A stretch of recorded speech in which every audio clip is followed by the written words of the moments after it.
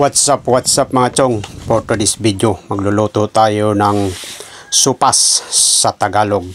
Sa Binisaya, lugaw with macaroni mga chong. Ayan, pero bago ang lahat, maghihiwa muna tayo ng ating pansahog, carrots, sibuyas, bawang, pitsay, at lalong-lalo ng ang ating manok. Wow! At syempre habang nagpapainit tayo ng mantika mga chong, nakaready na ang ating sibuyas at bawang para sa ating pagigisa. Ayan mga chong. So kailangan muna natin maggisa para sa ating supas. Ayan. Ayan, susunod natin ang ating manok mga chong.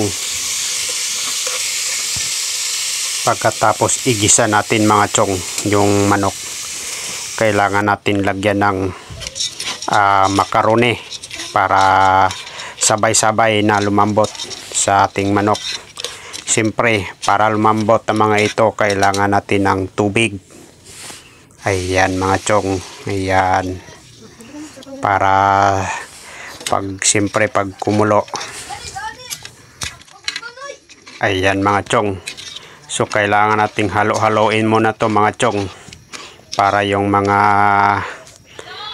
sahog, ayan, inaantayin nating kumukulo.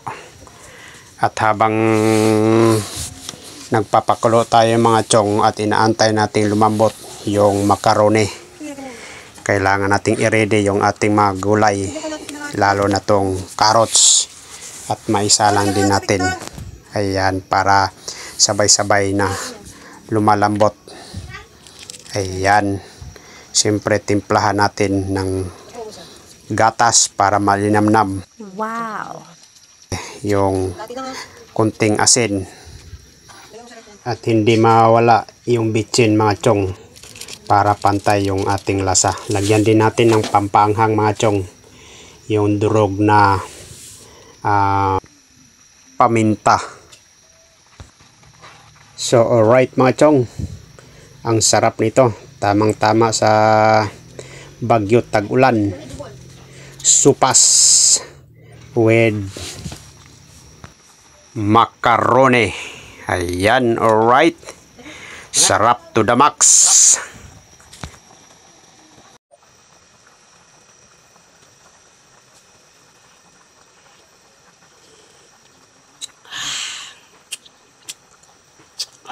Sarap.